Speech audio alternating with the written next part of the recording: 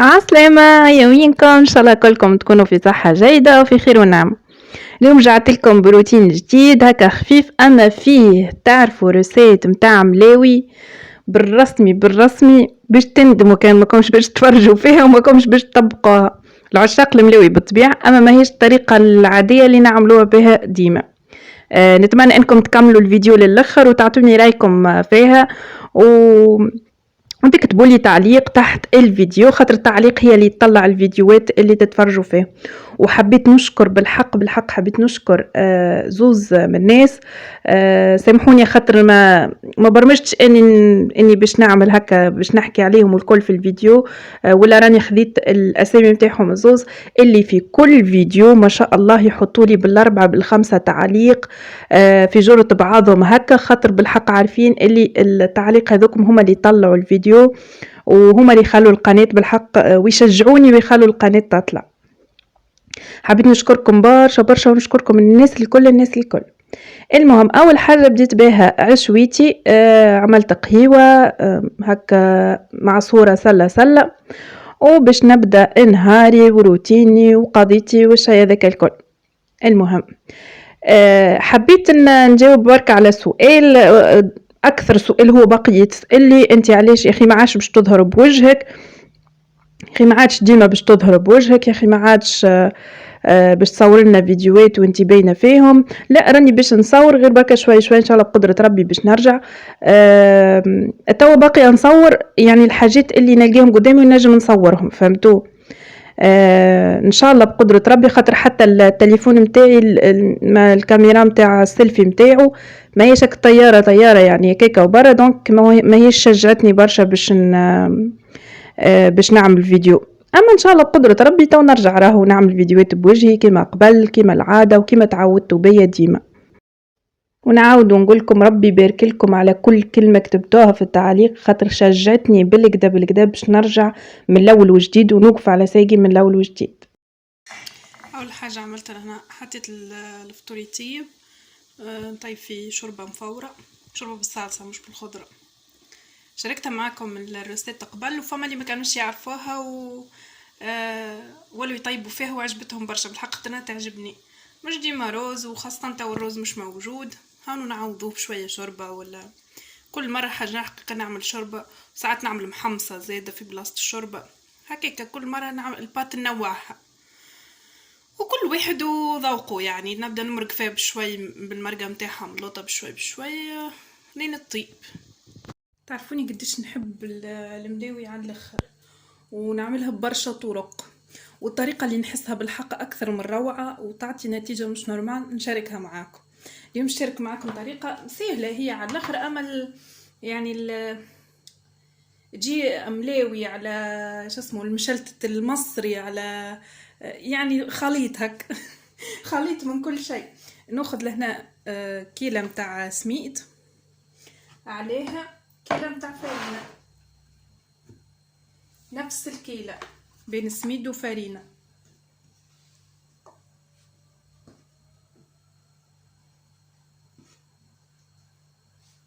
نفس الكيلة.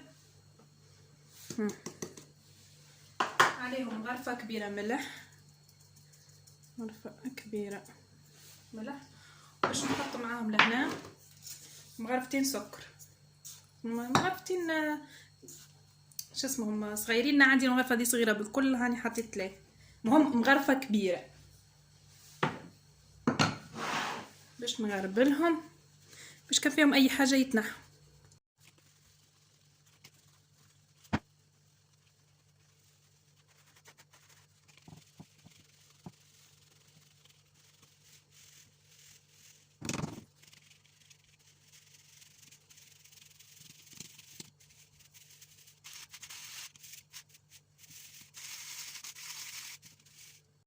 بعد لا غربلتهم نزيد مغرفة كبيرة زيت زيتونة، ومغرفة ماهيش معبية برشا والا غطام تاع دبوزة خل تفاح، فيه باش يخلي يعطيها النفخة الصغيرة اللي فيها تنفيجة الصغيرة، وباش نعجن تو بالماء، ماء عادي ما هوش ماء سخون. باش نزيد الماء بشوي ونعجن. شوف تنوريكم طريقه باش ما نقعدش نعجن فيها اكثر من اللازم، باش نلمها بالماء بركه. تو باش جوست نصب عليها كميه متاع ماء ونلم العجينه نخليها تتلصق.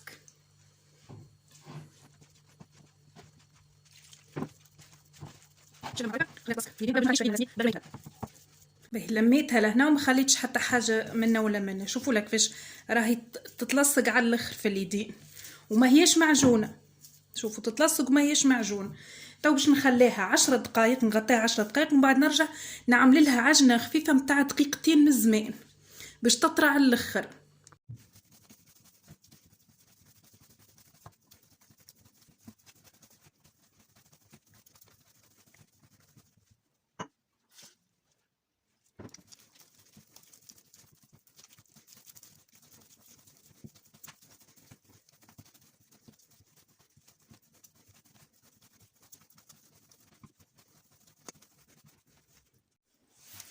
بعد ما عجنتها قدر دقيقتين هكاك، المهم للي تولي العجينه متاعكم سوبل على الاخر. شوفوا وفيها التلصيقه الخفيفه.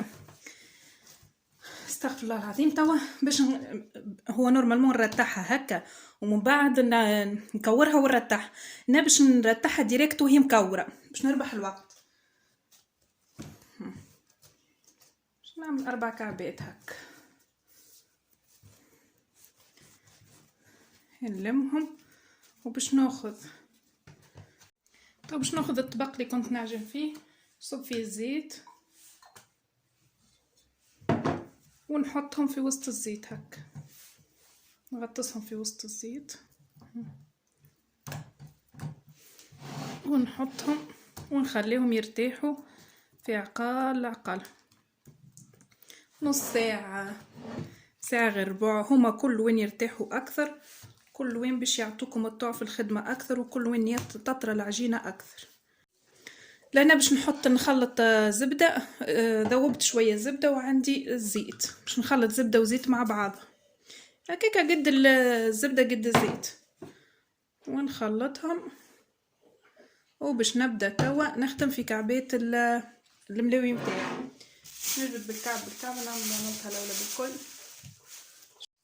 شوفوا القوام متاعها تخدم فيها تبدا سهله على الاخر وسوبل في خدمتها، متعبكش خلاص. الحلال متاعها متعبش. باش ناخذ لهنا شويه من الخليط اللي عملته وباش نفردها على الاخر. نبدا نجبد فيها للي تتحل كبيره يعني للي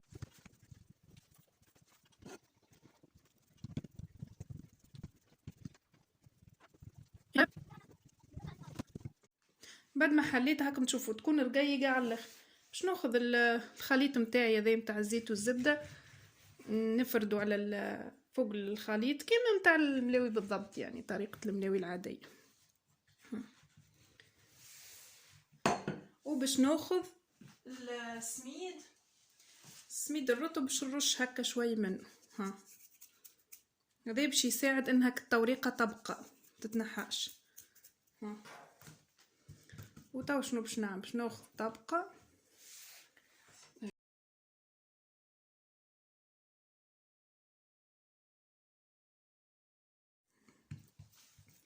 وتوا باش ناخذ هكا نجبدها بالكدا. ريتو نحاول اني نطولها قد ما ننجم. نحاول اني نطولها ما خليش هكا جوانب تبدا غليظه. شويه زيت وزيت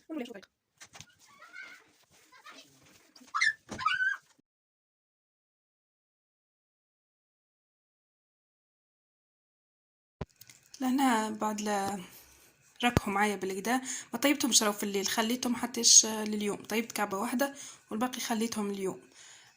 يعني بيتهم هما هكا الصراحه. تو تشوفوا يعني القوام اللي يعطيه لكم خير برشا من انكم تعملوها في وقتها هكا. هاو تو باش نهز. شوفوا ما شاء الله كيفاش تكون. باش نحلها ونحطها على الغاز. اما اذا بيكم تحلوها بالكدا يعني تخلوهاش غليظه.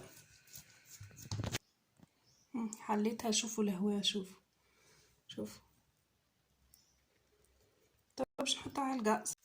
نحطها هكا على الغاز وكل وين نجي نقلبها نعمل ضربه بالبانسول اللي فيه بالزبده والزيت اللي خلطتهم مره الاولى ونقلب. نقلبه نفس الشيء هيك بنبلها بلين.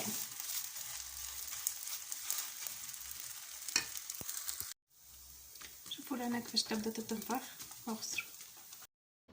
ان شاء الله يا ربي الفيديو متاع اليوم هكا يكون خفيف روح عليكم وهكا تكونوا استمتعتوا معايا. نتمنى انكم تجربوها الريسيت هذيا وتعطوني رايكم في التعليق لوطا، ولا تبعثوا لي على الباج فيسبوك اللي ديما تسالوا فيها عليها، راهي اسمها يوميات امراه تونسيه. وهذه النتيجه متاع الملاوي، صدقوني بنينه بنينه بنينه، ومن داخل راهي مورقه غير عاديه. بالحق تعمل 66 كيف. وهذه باش نوريها لكم توا، راهي اللي طيبتها البارح يعني بيته هذيا. وشوفوا القوام نتاعها، جست حطيتها بين الكعبات السخان بركه. شوفوا نودكم ولا نشهيكم حاصل. كان هذا هو الفيديو متاعي اليوم، وصل لنهايه الفيديو. ان شاء الله يا ربي يكون عجبكم. مبقى كنقول لكم في رعايه الله الناس الكل، والسلام عليكم.